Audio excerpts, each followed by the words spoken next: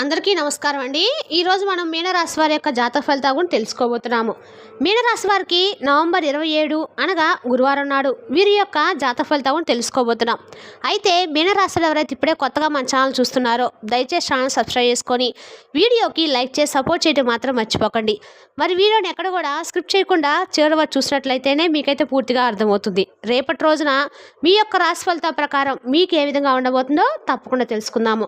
మరి అంతకన్నా ముందుగా ప్రతి ఒక్కరు కూడా ఏదో సమస్య ఉంటుందండి. సమస్యలు ఎవరంటే ఉండరు కదా. అంటే ప్రేమ, పెళ్లి, ఉద్యోగం, వ్యాపారం, ప్రేమించి మోసపోవడము, నాగదోషము, సంతానం లేకపోవడము, భార్యాభర్తల మధ్య గొడవలు, ధనం లేకపోవడము, రాజకీయము, కోర్టు సమస్యలు, మీ మీద చెడు ప్రయోగాలు చేయటము, ఇలా ప్రతి ఒక్కరు కూడా ఏదో సమస్య ఉంటూనే ఉంటుంది. అయితే ఎక్కడెక్కడికో వెళ్ళి జ్యోతిష్యం చెప్పించుకొని నిరాశ చెంది ఉంటే ఒక్కసారి మన గురుగారిని కాంటాక్ట్ అవ్వండి. శ్రీ ముత్యాలమ్మ దివ్య ఆశీస్సులతో జ్యోతిష్యం చెప్పను. మన గురుగారి పేరు వచ్చి రామదాస్ స్వామి గారండి. మీరు సంప్రదించిన ఫోన్ నెంబర్ 9764639967. చాలా నమ్మకమైన గురుగారండి. మన గురుగారు స్త్రీ పురుష వశీకరణ చేతిలో చాలా ప్రత్యేకత గలవారు. మీకు ఎటువంటి సమస్యలున్నా నమ్మకంతో ఒకసారి ప్రయత్నించండి. ఈ గురువుగారి ద్వారా చాలామంది లబ్ధి పొందారండి. మేము కూడా మాకున్న సమస్యల్ని ఈ గురువుగారి ద్వారానే పరిష్కరించుకున్నాము. మీరు కూడా నమ్మకంతో ఒకసారి ప్రయత్నించండి. దూర ప్రాంతాల్లో ఉన్న వారికి కూడా ఫోన్ ద్వారా జ్యోతిష్యం చెప్తారు. మీకు ఎటువంటి సమస్యలున్నా అంటే స్త్రీ పురుష గుప్త సమస్యలకు కూడా గంటలో పరిష్కారం చూపిస్తారు. నమ్మకంతో ఒకసారి ప్రయత్నించండి. ఇక ఈ రాశి వారి గురించి చూసినట్లయితే ఈ రాశి వారు చాలా అంటే చాలా ఎంత చెప్పుకున్నా కూడా తక్కువే అని చెప్పుకోవాలండి. ముఖ్యంగా చెప్పాలంటే కనుక రేపటి రోజున వీరి యొక్క దినఫలితాల ఆధారంగా గమనించినట్లయితే చాలా అద్భుతమైనటువంటి అంటే వీరికి బాగా అనుకూలమైన రోజుగా చెప్పుకోవచ్చు. ముఖ్యంగా చెప్పాలంటే వీరికి ఏంటంటే నుండి వీరి జీవితాన్ని మలుపు తిప్పేటువంటి రోజుగా చెప్పుకోవాలి. అలాగే రేపటి రోజున మీరు చేసినటువంటి పనుల వల్ల కూడా మీకు అఖండమైనటువంటి అదృష్టం పట్టబోతుంది. రేపటి రోజున మీరు చేసేటువంటి ప్రతి పనిలో కూడా విజయాన్ని అయితే సాధించబోతున్నారని చెప్పుకోవాలి. అది ఎలాగా, అసలు ఏం చేయబోతున్నారు, అలాగే ఏ విషయంలో రేపటి రోజు మీరు మంచి శుభవార్తలు వినబోతున్నటువంటి పూర్తి అంశాలు కూడా తెలుసుకుందాము. ముఖ్యంగా చెప్పాలంటే ముందుగా ఈ రాశివారిక గుణగణాలు మనస్తత్వ విషయానికి వస్తే కనుక చాలా మంచి మనుషులండి. అందరినీ కూడా ఆకట్టుకునేటువంటి గొప్ప తెలివితేటలు ఉన్నాయి. అలాగే వీరి మాట తీరు అనేది ఎలా ఉంటుందంటే చాలా కరెక్ట్గా మాట్లాడతారు. అలాగే లీడర్ లాగా ఒక నాయకత్వ లక్షణాలు కలిగి ఉంటారు. అలాగే ఇక వీరికి ఏంటంటే నాయకత్వ లక్షణాలు అనేవి మోట నుండే పుష్కలంగా ఉంటాయన్నమాట. వీరు 10 మందిలో ఉన్నా కూడా వీరు నోరు తెరిచి ఏదైనా ఒక మాట చెప్పారనుకోండి, ఎదుటివారు ఆ మాటని యాక్సెస్ చేస్తారనమాట. ఖచ్చితంగా విని తీరుతారు. ఎందుకంటే వీరు చెప్పేటువంటి మాట అనేది అలా చాలా కాన్ఫిడెంట్గా ఉంటుంది. అలాగే వీరి కళ్ళల్లో భయం అనేది కూడా అస్సలు ఉండదు. మాటల్లో కూడా ఒక రకమైనటువంటి పట్టుదల అనేది ఎక్కువగా కనిపిస్తుంది. కాబట్టి ఏంటంటే మీ యొక్క మాటను చాలా ఈజీగా ఎదుటివారు నమ్మేస్తూ ఉంటారు. ఇక వీరు ఎదుటివారికి ఎప్పుడు కూడా కలలో కూడా అపాయం చేయాలని చెప్పి అస్సలు అనుకోరు. అంటే ఫలానా వ్యక్తితో కీడు చేద్దామా, నష్టం చేసేలాగా వారిని నాశనం చేద్దామనేటువంటి దౌరాలోచనతో అస్సలు ఉండరు. అంతేకాకుండా మీ యొక్క మనస్థితి అనేది ఏ విధంగా ఉంటుందంటే అందరూ కూడా బాగుండాలి, అందులో మేము ఉండాలనేటువంటి చెప్పేసి భగవంతుని ఎప్పుడు కూడా వేడుకుంటూ ఉంటారు. అంతేకాకుండా చాలా డిఫరెంట్గా ఆలోచించేటువంటి వ్యక్తుల్లో ఈ రాశి వారిది మొదటి స్థానం అని చెప్పుకోవాలండి.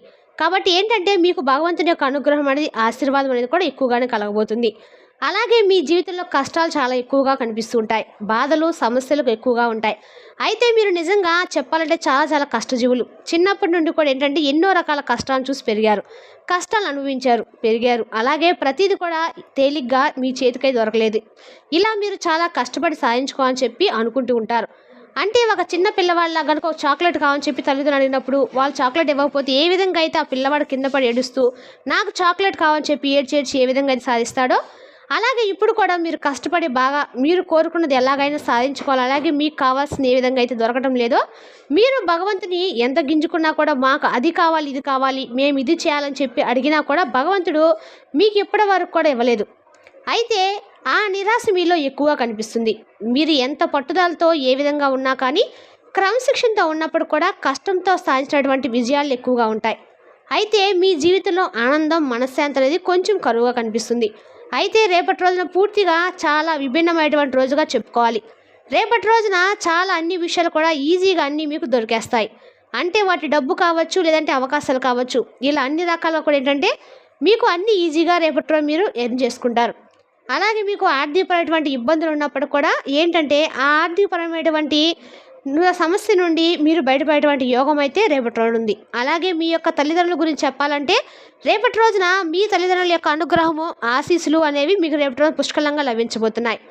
అంటే వారు ఏదైనా కానీ అలాగే వారి ఆశీర్వచనాలు అలాగే వారు ఇచ్చేటువంటి సలహాలు రేపటి రోజు మీకు బాగా మేలు చేస్తాయి. అలాగే మీ కష్టాన్ని చూసి ప్రతిఫలం రేపటి రోజు దక్కించుకోబోతున్నారు. అలాగే తల్లిదండ్రుల యొక్క సపోర్టు, సన్నిహితుల యొక్క బాగా విపరీతంగా మీకు కలగబోతుంది. మీరు ఏదైనా కానీ ఒక పని చేసినా, ఆ పని మొదలుపెట్టినా కానీ, వ్యాపారం స్టార్ట్ చేసినప్పుడు కూడా అందులో రేపటి రోజు మీకు మంచి విజయాలు అనేవి కనిపిస్తున్నాయి. ఇంకా చెప్పాలంటే రేపటి రోజున స్థల మార్పిడి కూడా జరిగేటువంటి అవకాశాలు ఎక్కువగా ఉన్నాయి.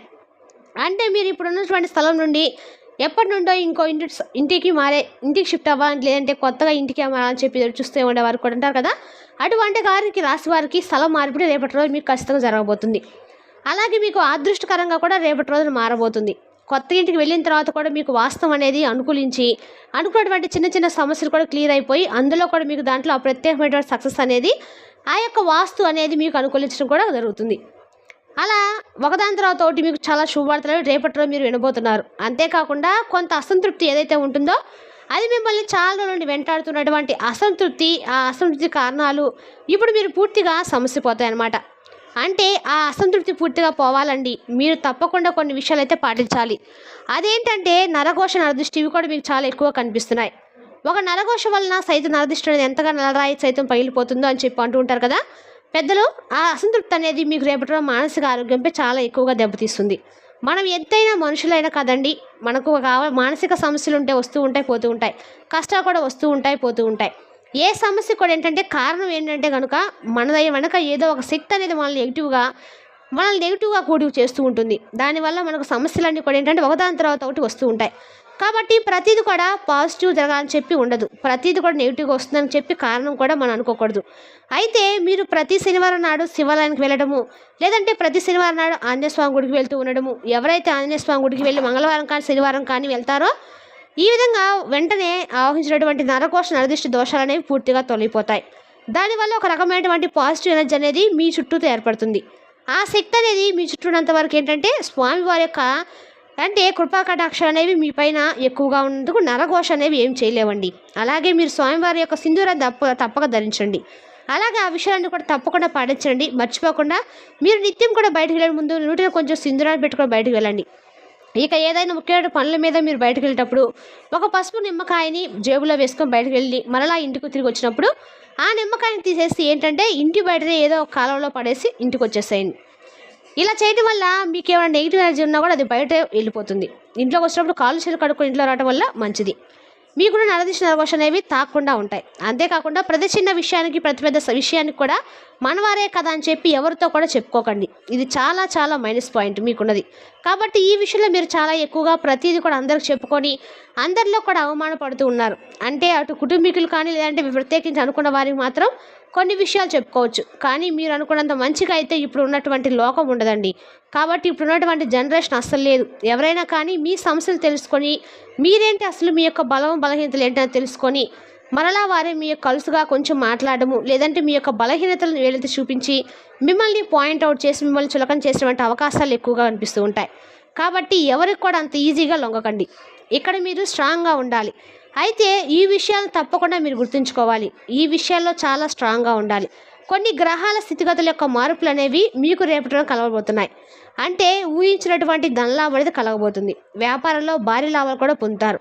అలాగే చిన్ననాటి మిత్రులను కలుసుకుంటారు. అలాగే మీకు ఏదైనా అంటే మీ కుటుంబ సభ్యులు ఏదైనా సోదరుల మధ్య ఏదైనా భేదాభిప్రాయాలు ఉంటే అవి కూడా సమస్యపోతాయి. ఒకరినొకరు అర్థం చేసుకొని చక్కగా రేపటిలో మీరు విందు వినోదాల కార్యక్రమాల్లో పాల్గొంటారు. అలాగే శుభకార్యాల్లో పాల్గొంటారు. అలాగే ఈ రాశి వారి విద్యార్థులు ఎవరైతే ఉన్నారో వారికి కూడా మంచి భవిష్యత్తు కనబడబోతుంది. ఇక రేపటి రోజున ఒక మూల కారణం అని చెప్పుకోవాలండి. కాబట్టి రేపటి రోజున మీరు ఖచ్చితంగా కూడా ఎక్కడైనా దత్తాత్రేయ స్వామి గుడి ఉంటే వెళ్ళి స్వామివారికి నానబెట్టి శనగలను మాలగా గుచ్చి ఇవ్వటం వల్ల ఆర్థికంగా మీకున్న సమస్యలు ఏమైనా ఉంటే తొలగిపోతాయి. చక్కగా మీరు రేపటి రోజున మాత్రం ఈ పని చేయడం మాత్రం మర్చిపోకండి. మరి రేపటి రోజు మీకు అంతా కూడా శుభం జరుగుతుంది. అంటే మీరు ఏదైనా ఒక పనిలో సక్సెస్ కావాలని కోరుకుంటున్నా అది ఆ దేవుని యొక్క అనుగ్రహంతో మీకు ఖచ్చితంగా అన్ని రకాలుగా అనుగ్రహం అనేది కలుగుతుంది.